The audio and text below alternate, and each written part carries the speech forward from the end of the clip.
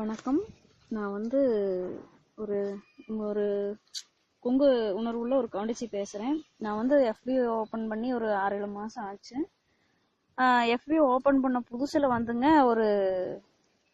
ஒருத்தங்க எல்லாம் friend request கொடுப்பாங்க. சரி, சாம்பவுக்குள்ள வேளாளர்ன்ட்டு ஒரு ஆளு எனக்கு ஃப்ரெண்ட் ரெக்வஸ்ட் கொடுத்துருந்தா. அப்படி சரி, வேளாளருங்கிறத குடியானவனா இருக்கிற நம்மளுக்கு சொந்தமான ஒரு வார்த்தையாவும் இருக்குது.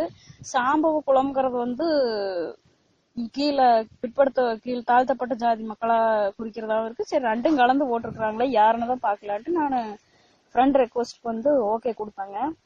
ஆனா அவன் ஃபர்ஸ்ட் எடுத்தோடனே ஹாய் சொன்னாங்க. நானும் ஹாய் சொன்னேன் ஃபேஸ்புக் மெசேஜர்ல.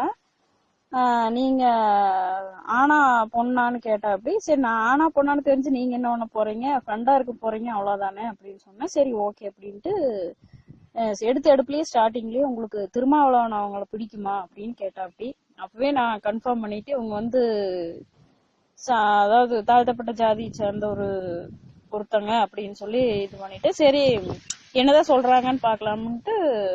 எனக்கு அவரை பிடிக்கணுங்கிற அவசியம் இல்ல, எனக்கு பொதுவாவே அரசியல்னாவே பிடிக்காது, அதுல திருமாவளவனை சுத்தமா பிடிக்காது அப்படின்னு சொல்லி சொன்னேன். அவர் ஏன் உங்களுக்கு திருமாவளவனை பிடிக்காது, ஏன் அப்படி சொல்றீங்க அப்படின்னு சொல்லி சொன்னா. அப்படி உங்களுக்கு திருமாவளவனை பிடிச்சிருக்குதுங்கிறதுக்காக எனக்கு பிடிக்கணுங்கிற அவசியம் இல்ல, அவர் ஒரு தனிப்பட்ட சமூகத்தை சார்ந்த ஒரு பொண்ணுங்களை பத்தி தவறா பேசியிருக்கிற அப்படி அப்படின்னு சொல்லி நான் சொன்னேன். அவங்க பேசுனதுக்கான ஆதாரம் உங்ககிட்ட இருக்குதா என்ன பார்த்து கேட்டா. அப்படி ஏன் ஆதாரத்தை காட்டினாதான் தெரியுமா, உங்களுக்கெல்லாம் அவர் பேசுனது யாருக்குமே தெரியாது, இல்ல ஆதாரத்தை காட்டித்தான் ஆகணும்னா சொல்லுங்க, நான் வேணா அனுப்பி சொல்றேன் அப்படின்னு சொல்லி சொன்னேன். அப்புறம் திருமாவளவன இல்ல, அவர் அப்படி பேசுனதுனால உங்களால என்ன பண்ண முடியும் அப்படிங்கிற மாதிரி அவரோட பேச்சு தோரணை எல்லாமே இருந்தது. அப்புறம் நான் இருந்துட்டு தயவு செஞ்சு நீங்க ஜென்ரலா ஃப்ரெண்ட்லியா பேசுற மாதிரி இருந்தா பேசுங்க, இல்லைன்னா நான் பிளாக் பண்ணிட்டு போயிடுறேன். திருமாவளவனை பத்தி என்கிட்ட பேசாதீங்க, தவறான வார்த்தைகள் வாயிலிருந்து வரக்கூடாதுன்னு நான் நினைக்கிறேன். ஏன்னா நீங்க யாருன்னு எனக்கு தெரியாது, நான் யாருன்னு உங்களுக்கு தெரியாது, நீங்க என்ன பார்த்தது இல்லை அப்படிங்கிற மாதிரி நான் கொஞ்சம் மரியாதையா தான் பேசினேன். அவங்க சரி நீங்க எந்த ஊரு அப்படின்னு கேட்டாப்பி, நான் கொங்கு மண்டலத்தை சேர்ந்த ஒரு ஊரு தான், அது உங்களுக்கு தேவையில்லாதது அப்படின்னு சொல்லி சொன்னேன். சரி, உங்களுக்கு எத்தனை பசங்க அப்படின்னு கேட்டாப்படி, எனக்கு 2 பசங்க, ஒரு பொண்ணு ஒரு பையன் அப்படின்னு சொல்லி சொன்னேன். அப்போ இப்ப நான் கேக்குற கேள்விக்கு நீங்க பதில் சொல்லுங்க அப்படின்னா. அப்படி சரி கேளுங்க அப்படின்னு. உங்களுக்கு ஒரு பொண்ணு இருக்குதுன்னு சொல்றீங்களா, உங்க பொண்ணு எங்க ஜாதி பையனை கூப்பிட்டு போயிட்டா, அதாவது இழுத்துட்டு ஓடிட்டா நீங்க என்ன செய்வீங்க அப்படின்னு என்ன பார்த்து கேட்டேன். அப்படி இல்ல, ஃப்ரெண்ட் ரெக்வஸ்ட் கேட்டு நீங்க பேசக்கூடிய நியாயமா இது, நீங்க பேசக்கூடிய வார்த்தையா இது அப்படின்னு சொல்லி கேட்டேன். கேட்டதுக்கு நாங்க விசிகே கட்சி சேர்ந்தவங்க, நீங்க எந்த கட்சியை வேணாலும் இருந்துட்டு போங்க, எனக்கு அதை பத்தி பிரச்சனை கிடையாது. நீங்க ஒருத்தங்க கிட்ட உங்களுக்கு ஒரு பொண்ணு ஒரு பையன் இருக்குதுன்னு நான் சொல்றேன். அப்ப நீங்க என்ன கேக்குறீங்க, உங்க பொண்ணு எங்க ஜாதி பையனை கூப்பிட்டு போயிட்டா உங்களால என்ன பண்ண முடியும்னு கேக்குறீங்கல்ல, ஏன் எதுவும் பண்ண முடியாதா, அப்போ நீ என்ன வேணாலும் பண்ணுவீங்க, நாங்க பாத்துட்டு போனதானே நினைக்கிறீங்க அப்படின்னு சொல்லி நான் கேட்டேன். கேட்டதுக்கு இல்ல, இதுக்கு பதில் சொல்லுங்க அப்படின்னா. அப்படி அதாவது உங்க ஜாதி பையனை நான் என்ன பண்றேங்கிறது 2வது பிரச்சனை. என் பொண்ண நினைச்சா வேற ஜாதி பையன் நினைச்சான்னு தெரிஞ்சாலே வெட்டி பழி போட்டுருவேன் அப்படின்னு சொல்லி சொன்னேன். எதுக்கு இந்த ஜாதி வெறி உனக்கு அப்படின்னு. அப்படி நான் ஜாதி வெறி பிடிச்சவதான், என் ஜாதி எனக்கு பெருசு, என் ஜாதி பசங்க எனக்கு பெருசு, என் ஜாதி பொண்ணுங்க எனக்கு பெருசு, என் சொந்தங்க எனக்கு பெருசு, எனக்கு கொங்கு மண்ணுல பிறந்தவ, உன் ஜாதி உணர்வு உனக்கு இருக்கும் போது என் ஜாதி உணர்வு எனக்கு இருக்கிறதுல என்ன தப்பு அப்படின்னு சொல்லி நான் கேட்டேன்.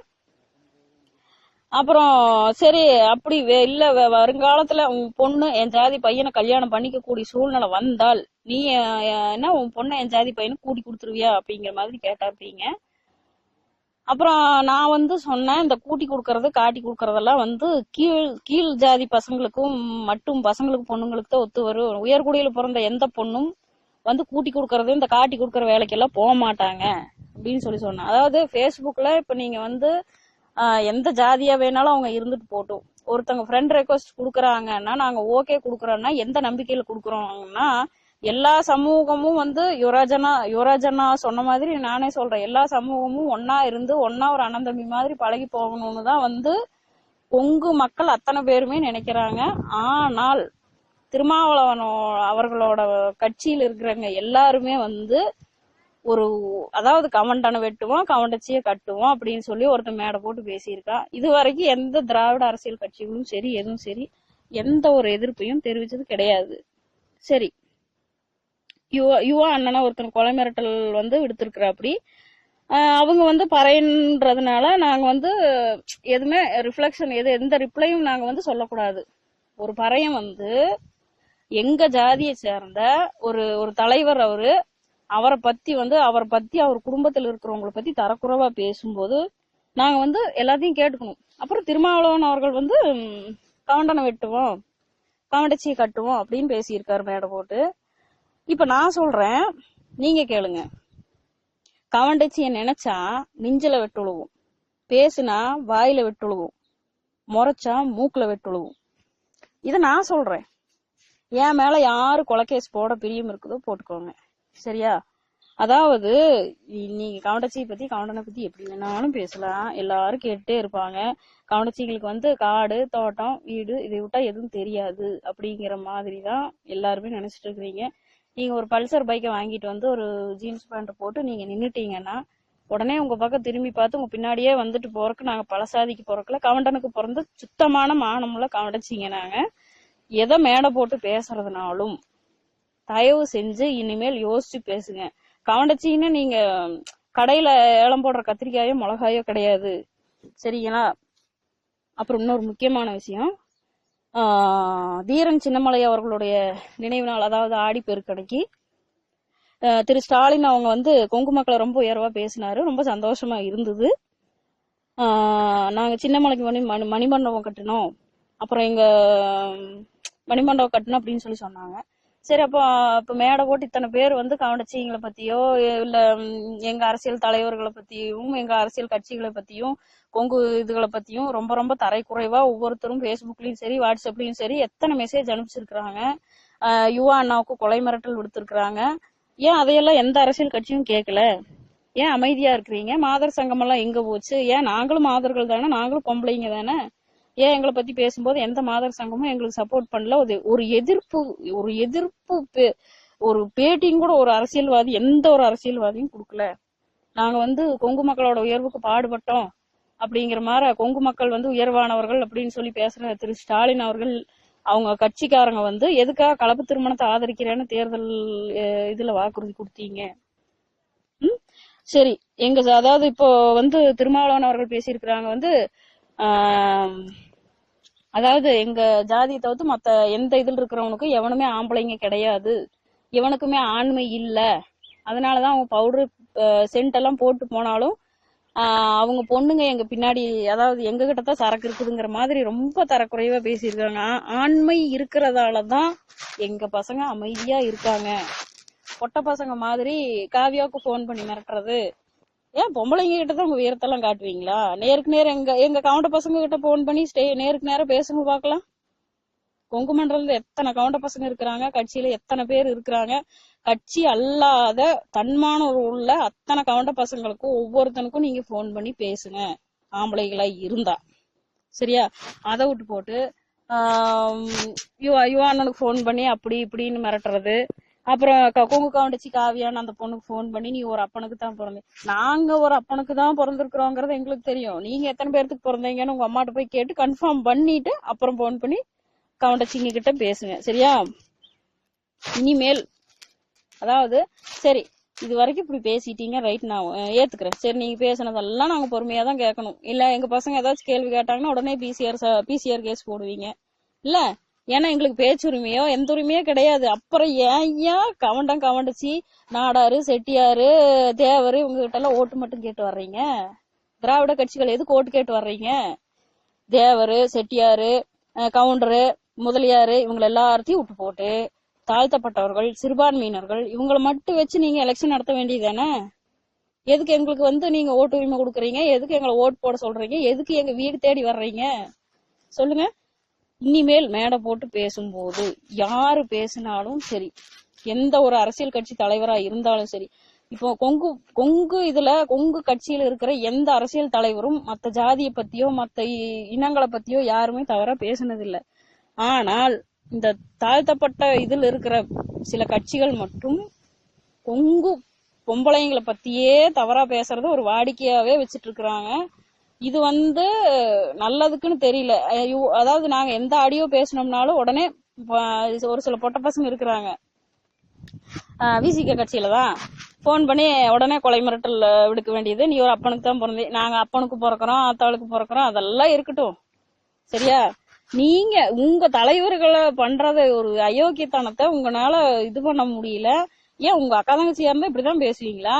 உன் பொண்ணை, அதாவது உன் பொண்ணு கொஞ்சம் வளர்ந்துச்சுன்னா நீ கூட்டி கொடுத்துதான் ஆகணும் என் ஜாதிக்குன்னு ஒரு அம்மாவை பார்த்து ஒரு கவண்ட் வச்சுக்கிட்டு அது ஒரு தைரியமா ஒருத்த மெசேஜ் பண்றான்னா என்ன ஒரு நெஞ்சலத்தை இருக்கணும்.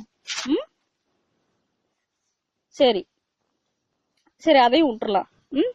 ஒரு அதாவது கொங்கு மண்டலத்துல வந்து எத்தனாயிரக்கணக்கான குடும்பங்கள் இருக்குது, எத்தனாயிரக்கணக்கான பொண்ணுங்க இருக்காங்க.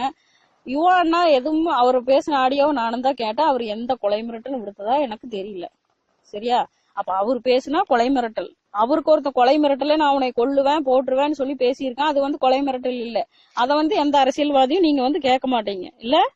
ஆனா ஒன்னே ஒண்ணு சொல்றேன், காவியாவும் சரி இல்ல என்ன மாதிரி எந்த கவண்ட பொம்பளைக்கும் மறைமுகமா போன் பண்ணி கொலை மிரட்டல் விடுக்கிற எவனுமே ஆம்பளை கிடையாது.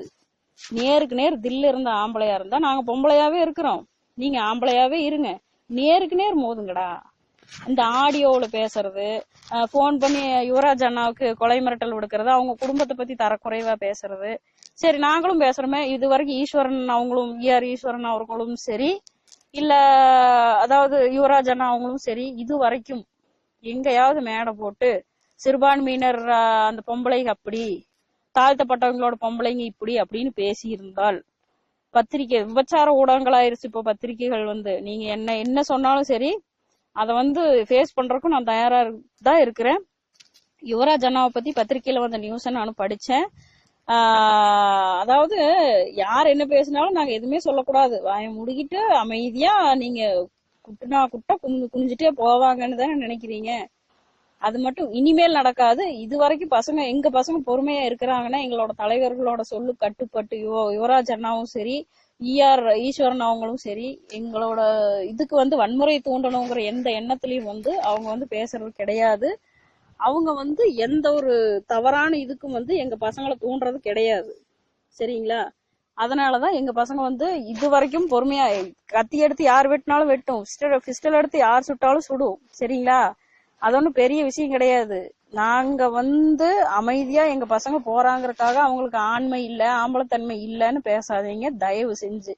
இனிமேல் கவண்ட பசங்களை பத்தியோ இல்ல கொங்கு சம்பந்தப்பட்ட கட்சிகளை பத்தியோ எங்க அரசியல்வாதிகளை பத்தியோ பேசுறதுக்கு இந்தியாவிலன்னு மட்டும் இல்ல தமிழ்நாட்டில் இருக்கிற எந்த ஒரு அரசியல்வாதிக்கும் எந்த ஒரு தகுதியும் கிடையாது சரிங்களா. இத நான் ஆணித்தரமா அடிச்சு சொல்றேன். இது நான் என்னோட ஒருத்தியோட இது வந்து என்னோட அதிகாரம்னு நினைச்சிட்டாலும் சரி, திமிருன்னு நினைச்சிட்டாலும் சரி, ஆணவம் நினைச்சிட்டாலும் சரி. ஆனா இதோட என்னோட ரொம்ப வருத்தப்பட்டு தான் இந்த ஆடியோ வந்து நான் பேசுறேன்.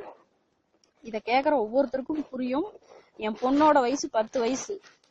அவன் ஒரு மெசேஜர்ல வந்து ஒரு தாழ்த்தப்பட்ட ஜாதியை சார்ந்தவன் 10 வயசு பொண்ணை கூட்டி கொடுக்கறையா என் ஜாதிக்குன்னு கேட்கும்போது எனக்கு ஒரு பெத்த தாயா என்னோட மனசுப்பட்ட வேதனை எனக்கு தெரியும். இது வந்து இன்னைக்கு எனக்கு சொல்லியிருக்கான், நாளைக்கு எந்த பொண்ணுக்கு வேணாலும் சொல்லலாம். கொங்கு மண்டலத்து பொண்ணுங்க ஒண்ணு சேர்ந்துட்டா எத்தனை ஆம்பளைங்க வந்தாலும் எதுவும் பண்ண முடியாது சரியா. மீச வச்சவெல்லாம் ஆம்பளை, மேடை போட்டவனெல்லாம் அரசியல்வாதின்னு பேசிடாதீங்க. இது வரைக்கும் என்னோட இந்த பதிவை கேட்டவங்க அத்தனை பேர்த்துக்கும் மிக்க நன்றி. வணக்கம். நான் வந்து ஒரு கொங்கு உணர்வுள்ள ஒரு கவுண்டிச்சி பேசுறேன். நான் வந்து FB ஓபன் பண்ணி ஒரு 6-7 மாசம் ஆச்சு. FB ஓபன் பண்ண புதுசுல வந்துங்க ஒருத்தங்க வந்து எல்லாம் ஃப்ரெண்ட் ரெக்வஸ்ட் கொடுப்பாங்க. சரி சாம்பவுக்குள்ள வேளாளர்ன்ட்டு ஒரு ஆளு எனக்கு ஃப்ரெண்ட் ரெக்வஸ்ட் கொடுத்துருந்தா. அப்படி சரி வேளாளருங்கிறத வந்து குடியானவனா இருக்கிற நம்மளுக்கு சொந்தமான ஒரு வார்த்தையாவும் இருக்குது. சாம்பவ குளம்ங்கிறது வந்து கீழ் தாழ்த்தப்பட்ட ஜாதி மக்களா குறிக்கிறதாவும் இருக்கு. சரி ரெண்டும் கலந்து போட்டிருக்கிறாங்களே யாருன்னு தான் பாக்கலான்ட்டு நான் ஃப்ரெண்ட் ரெக்வஸ்ட் வந்து ஓகே கொடுத்தாங்க. ஆனா அவன் வந்து ஃபர்ஸ்ட் எடுத்தோடனே ஹாய் சொன்னாங்க, நானும் ஹாய் சொன்னேன் ஃபேஸ்புக் மெசேஜர்ல. நீங்க ஆனா பொண்ணான்னு கேட்டா அப்படி. சரி, நான் ஆனா பொண்ணான்னு தெரிஞ்சு நீங்க என்ன பண்ண போறீங்க, ஃப்ரெண்டா இருக்க போறீங்க அவ்வளவுதானே அப்படின்னு சொன்னேன். சரி ஓகே அப்படின்ட்டு எடுத்த எடுப்புலயே ஸ்டார்டிங்லயே உங்களுக்கு திருமாவளவன் அவங்கள பிடிக்குமா அப்படின்னு கேட்டா அப்படி. அப்பவே நான் கன்ஃபார்ம் பண்ணிட்டு இவங்க வந்து அதாவது தாழ்த்தப்பட்ட ஜாதியை சேர்ந்த ஒருத்தங்க அப்படின்னு சொல்லி இது பண்ணிட்டு, சரி என்னதான் சொல்றாங்கன்னு பாக்கலாம்னுட்டு, எனக்கு அவரை பிடிக்கணுங்கிற அவசியம் இல்ல, எனக்கு பொதுவாவே அரசியல்னாவே பிடிக்காது, அதுல திருமாவளவனை சுத்தமா பிடிக்காது அப்படின்னு சொல்லி சொன்னேன். அவர் வந்துட்டு வந்துங்க, ஏன் உங்களுக்கு திருமாவளவனை பிடிக்காது, ஏன் அப்படி சொல்றீங்க அப்படின்னு சொல்லி சொன்னா அப்படி. உங்களுக்கு திருமாவளவனை பிடிச்சிருக்குதுங்கிறதுக்காக எனக்கு பிடிக்கணுங்கிற அவசியம் இல்ல, அவர் வந்து ஒரு தனிப்பட்ட சமூகத்தை சார்ந்த ஒரு பொண்ணுங்களை பத்தி தவறா பேசியிருக்கிற அப்படி அப்படின்னு சொல்லி நான் சொன்னேன். அவங்க பேசுனதுக்கான ஆதாரம் உங்ககிட்ட இருக்குதா என்ன பார்த்து கேட்டா அப்படி. ஏன் ஆதாரத்தை காட்டினாதான் தெரியுமா, உங்களுக்கெல்லாம் அவர் பேசுனது யாருக்குமே தெரியாது, இல்ல ஆதாரத்தை காட்டித்தான் ஆகணும்னா சொல்லுங்க, நான் வேணா அனுப்பி சொல்றேன் அப்படின்னு சொல்லி சொன்னேன். அப்புறம் திருமாவளவன இல்ல அவர் அப்படி பேசுனதுனால உங்களால என்ன பண்ண முடியும் அப்படிங்கிற மாதிரி அவரோட பேச்சு தோரணை எல்லாமே இருந்தது. அப்புறம் நான் இருந்துட்டு வந்து, தயவு செஞ்சு நீங்க வந்து ஜென்ரலா ஃப்ரெண்ட்லியா பேசுற மாதிரி இருந்தா பேசுங்க, இல்லைன்னா நான் பிளாக் பண்ணிட்டு போயிடுறேன், திருமாவளவனை பத்தி என்கிட்ட பேசாதீங்க, தவறான வார்த்தைகள் வாயிலிருந்து வரக்கூடாதுன்னு நான் நினைக்கிறேன், ஏன்னா நீங்க யாருன்னு எனக்கு தெரியாது, நான் யாருன்னு உங்களுக்கு தெரியாது, நீங்க என்ன பார்த்தது இல்லை அப்படிங்கிற மாதிரி நான் கொஞ்சம் மரியாதையா தான் பேசினேன். அவங்க வந்துட்டு சரி நீங்க எந்த ஊரு அப்படின்னு கேட்டாப்படி, நான் கொங்கு மண்டலத்தை சேர்ந்த ஒரு ஊரு தான், அது உங்களுக்கு தேவையில்லாதது அப்படின்னு சொல்லி சொன்னேன். சரி உங்களுக்கு எத்தனை பசங்க அப்படின்னு கேட்டாப்படி, எனக்கு 2 பசங்க, ஒரு பொண்ணு ஒரு பையன் அப்படின்னு சொல்லி சொன்னேன். அப்போ இப்ப நான் கேட்கற கேள்விக்கு நீங்க வந்து பதில் சொல்லுங்க அப்படின்னா அப்படி. சரி கேளுங்க அப்படின்னு. உங்களுக்கு ஒரு பொண்ணு இருக்குதுன்னு சொல்றீங்களா, உங்க பொண்ணு எங்க ஜாதி பையனை கூப்பிட்டு போயிட்டா, அதாவது இழுத்துட்டு ஓடிட்டா நீங்க என்ன செய்வீங்க அப்படின்னு என்ன பார்த்து கேட்டேன் அப்படி. இல்ல ஃப்ரெண்ட் ரெக்வஸ்ட் கேட்டு நீங்க பேசக்கூடிய நியாயமா இது, நீங்க பேசக்கூடிய வார்த்தையா இது அப்படின்னு சொல்லி கேட்டேன். கேட்டதுக்கு வந்து நாங்க வந்து விசிகே கட்சி சேர்ந்தவங்க, நீங்க எந்த கட்சியை வேணாலும் இருந்துட்டு போங்க,